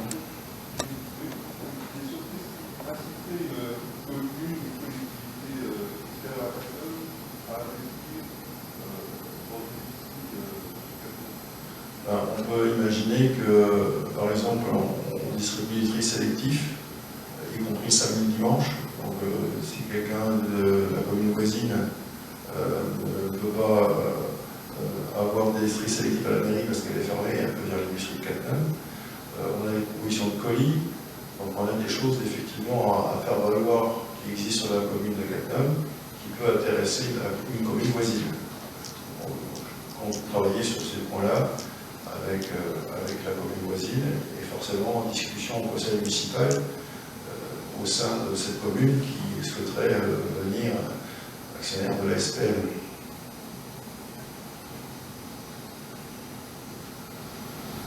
Ça ressemble à une mutualisation en fait. Oui, on peut dire mutualisation avec ces sociétés publiques locales, la SPL. On avait commencé comme ça avec le SMITU. On avait créé la SPL. Ça avait été remis en cause aussi. Donc aujourd'hui, on sait que la régie, ça ne marche pas, du fait qu'il faut des délibérations au conseil municipal, on ne peut pas renverser des finances en équilibre. Enfin voilà, donc, clairement, j'avais demandé au sous-préfet de sa venue 3 novembre, il m'a dit change de mode de gestion, restez pas comme ça.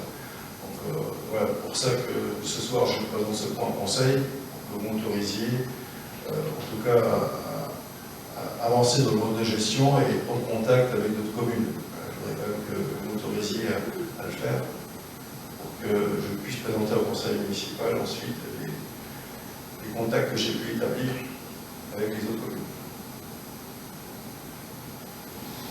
S'il y a d'autres questions. Par rapport à la deuxième attention, qui est l'association d'initiative privée, pourquoi il y a un risque de reclassification en DSP?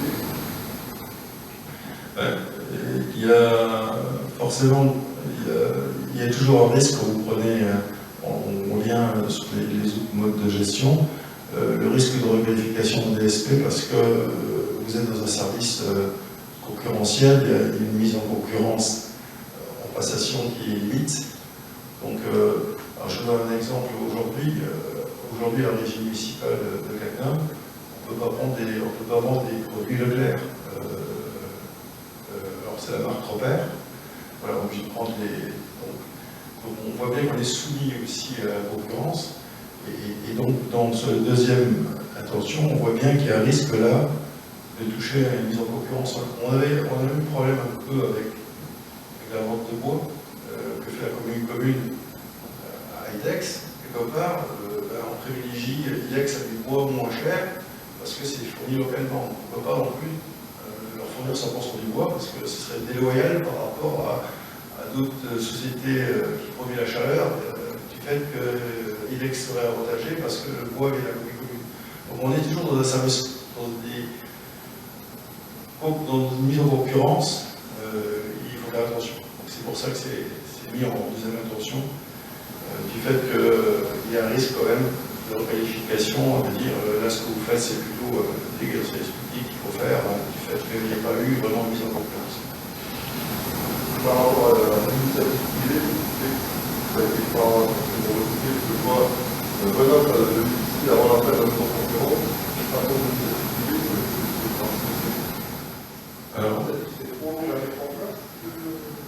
en initiative privée, on a essayé à l'époque, on avait l'ancien directeur d'Intermarché, on avait travaillé avec lui sur l'épicerie, donc il avait un Intermarché à Bassam, il avait un Intermarché à Manon. Quand il est parti, à l'épicerie, c'était fini, quoi. Donc on voit bien que la société privée, lorsqu'on veut le faire, ça marche à un moment. Dès que ça change d'enseigne, tout est remis en cause. On a essayé de travailler avec Carrefour Market. Alain Peignard a été voir aussi Leclerc, ils ont rencontré le directeur de Leclerc. C'est toujours très difficile parce que ça les embête qu'ils préfèrent faire des chiffres d'affaires samedi avec des grandes superficies plutôt que d'avoir une petite épicerie dans une commune. Donc ça ne les intéresse pas les grands groupes. Ce qu'ils veulent, c'est les chiffres d'affaires et la quantité. Donc c'est compliqué. Nous, la proposition de ce soir, de se marier plutôt avec une autre commune et essayer de travailler ensemble. Bon, s'il n'y a plus de questions, je propose qu'on passe au vote. Qui est contre? Qui s'abstient? 4, 5 abstentions. Donc ce point est adopté à la majorité. Le point 14, ça touche les finances. C'est le budget principal, c'est la décision modificative numéro 3 qui nous est présentée par Eric. Décision modificative numéro 3. Considérant les crédits affectés à l'opération 11187 Chaufferie-Bois lors de l'élaboration du budget primitif 2021, considérant que les crédits affectés à cette opération sont insuffisants au regard du montant de la modification numéro 3 au contrat de la délégation du service public pour la réalisation, la construction, la gestion, l'entretien et la maintenance de la chaudière biomasse et de son réseau, considérant que les montants des travaux en régie pour 2021 représentent 10 242,05 €, considérant qu'aucun crédit n'a été prévu lors de l'élaboration du budget prévisionnel 2021, Monsieur le maire propose au conseil municipal l'inscription des crédits afférents au budget suivant la proposition de décision budgétaire qui s'établit de la façon suivante. Alors, en section investissement, en dépenses, l'opération 2138 du chapitre 23 travaux église, article 2313, moins 102 000 €, affecté à l'opération 11187-23, Chaufferie-Bois, 2313 en article, plus 102 000 €. En dépenses, création massive plus travaux arrosage, auto, tennis, à l'article 2128, 5124,03, plus la création sanitaire, éclairage, garage, gendarmerie, à l'article 2138, 4000,064,65, les travaux mis en place, plage électrique tennis, à l'article 2135, 1053,37, qui représente 10 242,05 affectés en recettes à 10 242,05. C'est un jeu d'écriture. On transfère ça en section d'investissement, vu qu'on est en régie, de 10 242,05. Il est demandé au conseil municipal d'approuver la décision numéro 3 comme détaillé ci-dessus. Est-ce que vous avez des questions? En fait, on prend l'argent qui était prévu pour l'église, Oui. on transfère à la chauffée. Voilà. Donc la question, l'église, c'est pourquoi? Moi, je ne sais pas, c'est tous les jours, mais... C'est une bonne question. C'est une bonne question. Le maire va répondre. Lors de la cérémonie du 11 novembre, j'ai croisé des personnes qui venaient à l'église. On a dit que maintenant, les gens se sont habitués à aller dans les églises aux alentours, Seine, Galice. D'un autre côté, c'est pas mal parce que ce sont proches d'autres personnes. Vous voyez pas l'habitude, mais ils se posent la question à quel moment ils vont pouvoir revenir vers l'église de catholique. L'église pourra rouvrir qu'à partir du moment où on aura consolidé l'ensemble de la charpente intérieure. Donc, je vous rappelle que c'était le bras qui a changé le toit. Ils sont toujours intéressés pour la partie intérieure, du fait que lorsqu'on a fait la fin de chantier, ils nous ont dit clairement qu'on ne peut pas ouvrir l'église, du fait qu'il y a toujours un risque d'effondrement. On a demandé à un Barthès Bois de nous faire une étude, donc expert bois qui a proposé une solution pour réparer. Ce point a été fait avec l'entreprise Le Bras présente. Et aujourd'hui, on est bloqué par le fait que l'expert bois et l'entreprise Le Bras ne répondent plus. Donc on est bloqué en tout cas sur ce point-là. On a tenté de les rappeler, à la fois moi-même, à la fois Alain Peignard aux travaux. On n'a pas de réponse. Donc on a des solutions, je dirais, voie B. Si la voie ne répond pas, on a la solution voie B, c'est d'aller voir l'architecte du bâtiment de France et de lui solliciter son avis. Donc c'est dommage parce qu'on est arrivé à, je dirais, un bon diagnostic par l'expert bois. Derrière, ça traîne des pieds. On a immobilisé de l'argent pour préparer.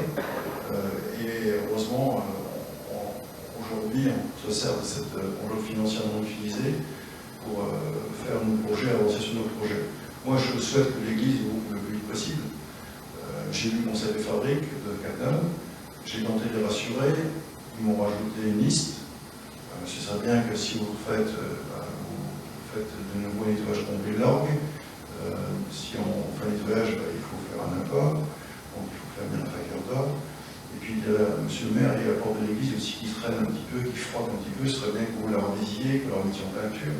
Donc le conseil des fabriques aussi rajoute des choses en plus. Donc tout ça c'est dans un budget qu'il faut qu'on estime. Et donc pour moi c'est une priorité de faire. Encore faut-il que derrière on a des gens qui répondent. Voilà. C'est difficile aujourd'hui de vouloir. On a l'argent, on a la volonté de le faire, mais on n'a personne pour faire. Donc c'est ça qui est difficile aujourd'hui. Et donc je vais m'employer en tout cas à faire en sorte qu'on trouve une solution et qu'on rouvre l'église. Alors le conseil des fabriques est clair, hein. Il souhaite que la prochaine messe qu'on fasse dans cette église, elle soit faite avec FR3 Lorraine. Ils ont une exigence, c'est que on le fasse avant le départ de Vincent, notre curé. Bon, donc voilà, donc j'ai un challenge à lever, c'est d'ouvrir l'église le plus vite possible et permettre à Vincent Reiner de pouvoir faire l'office religieux avec les caméras d'FR3. Donc j'ai bien senti ce beau challenge, on va essayer de le remplir ensemble.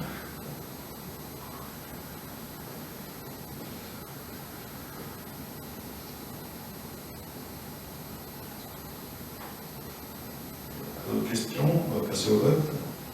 Qui s'abstient? Qui est contre? 1, 2, 3, 4, 5 contre. Donc ce point est accepté à la majorité.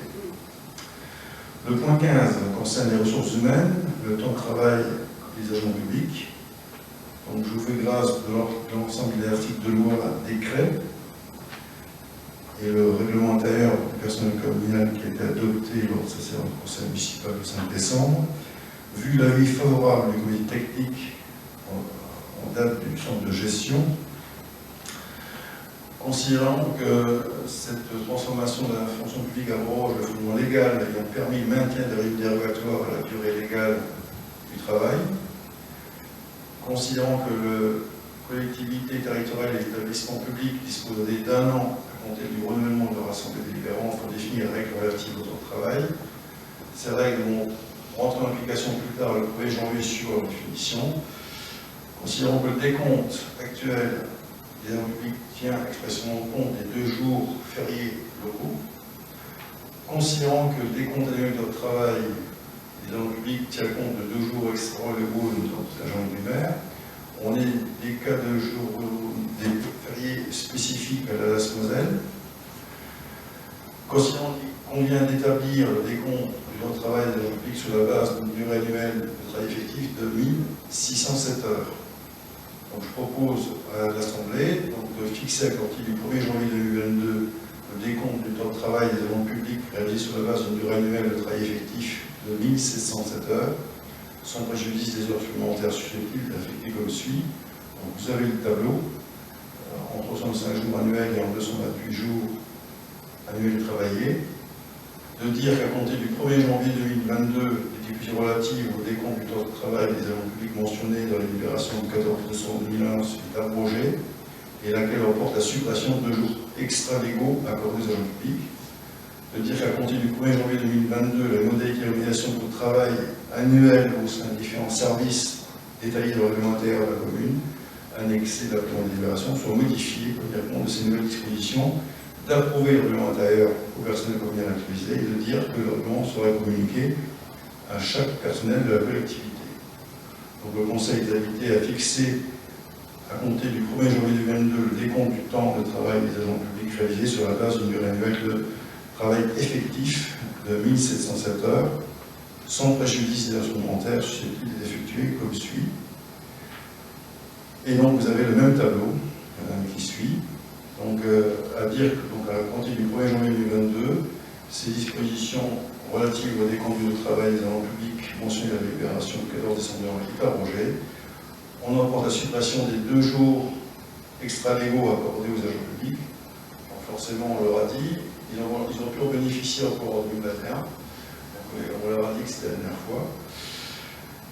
Et dire à compter donc, du 1er janvier 2022 les modalités d'organisation du travail annuel au sein des différents services qui sont détaillés en règlement intérieur, qui sont annexés à la présente libération, sont modifiés pour tenir compte de ces nouvelles dispositions. Et donc d'approuver le règlement intérieur pour le personnel communal actualisé et dire que le règlement donc, sera communiqué à chaque personnel de la collectivité.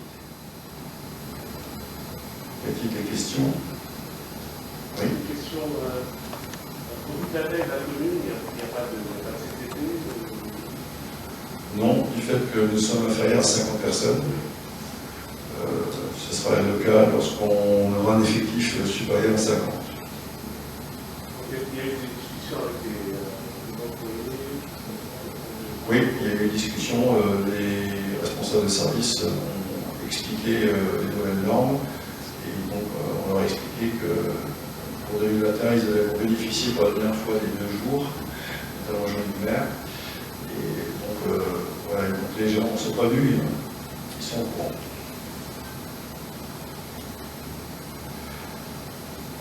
Donc s'il n'y a pas d'autres questions, on va passer au vote. Qui est contre?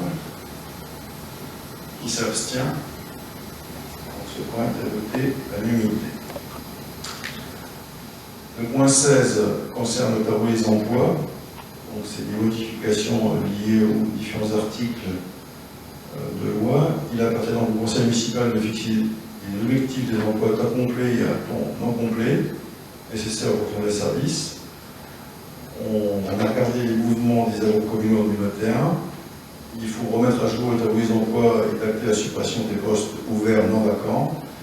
La nécessité de supprimer 5 emplois d'agents techniques territoriaux à temps complet, de supprimer 2 emplois d'agents techniques principal deuxième classe, de supprimer un emploi d'agent technique principal deuxième classe, de supprimer un emploi d'agent technique principal de première classe, et donc et considérer la nécessité de supprimer un poste d'ASM principal deuxième classe à temps complet. Et donc je propose la modification dans le tableau qui vous est joint, suppose que vous allez avoir une question, c'est que fait le secteur médico-social dans le tableau. Donc c'est une assistante maternelle qui en fait a ce statut médico-social. Voilà, donc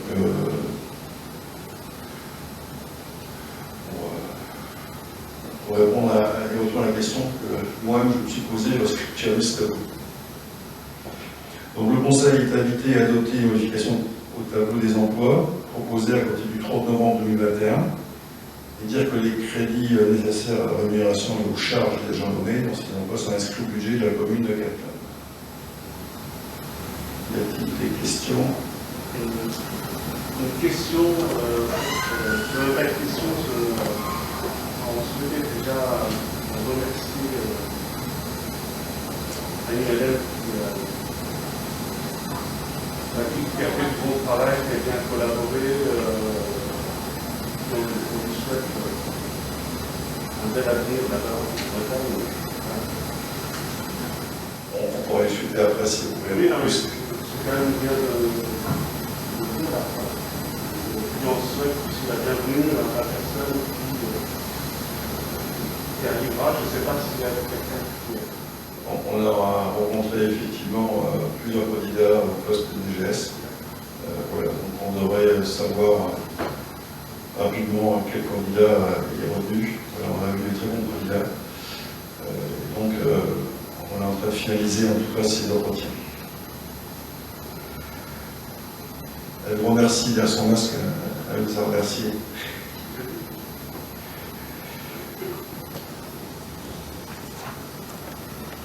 Alors on va passer au vote.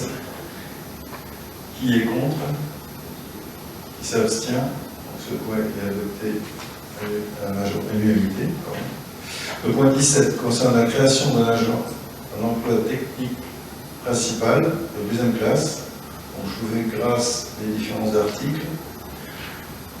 La commune en fait a publié une vacance d'emploi auprès des zones de gestion pour le poste de menuisier qui est affecté au service bâtiment. Cet emploi pourvu, on pourra fonctionner avec la ici filière technique, on verra l'agent technique, et si l'emploi ne peut être pourvu par un fonctionnaire, on peut l'exercer par un agent contractuel. Donc ce n'est pas le cas. Donc le conseil municipal est invité à accepter la création de l'emploi d'agent technique territorial principal deuxième classe, permanent, à temps complet, à compter du 1er janvier 2022, et dire que les crédits sont inscrits au budget primitif. Donc cette personne est Christian Gaspard. Il nous fait du très bon travail. C'est la bonne musique. Pas de questions, pas de remarques, on va passer au vote. Qui est contre? Qui s'abstient? Donc ce point est adopté à l'unanimité. Nous avons épuisé l'ordre du jour du conseil municipal. Je vous remercie l'ensemble des conseillers du débat qui a pu avoir lieu au sein de ce conseil. Et on va passer à une festive de cette fin de conseil. Pour ceux qui, je pense que je ne reverrai pas, d'ici les fêtes de Noël, en tout cas les fêtes de fin d'année, je souhaite à tous et à toutes de très bonnes fêtes de fin d'année, du fait que je m'absente de la commune, et donc un plaisir de ne pas vous voir d'ici là. Je vous souhaite à tous de bonnes fêtes de fin d'année, en famille, avec vos amis, en espérant que le Covid puisse nous préserver et nous permettre néanmoins des festivités. Voilà, je voulais dire ça ce soir en clôture de ce conseil municipal. Je pense le dernier de l'année et on se reverra en janvier. Voilà, merci à tous, bonne soirée.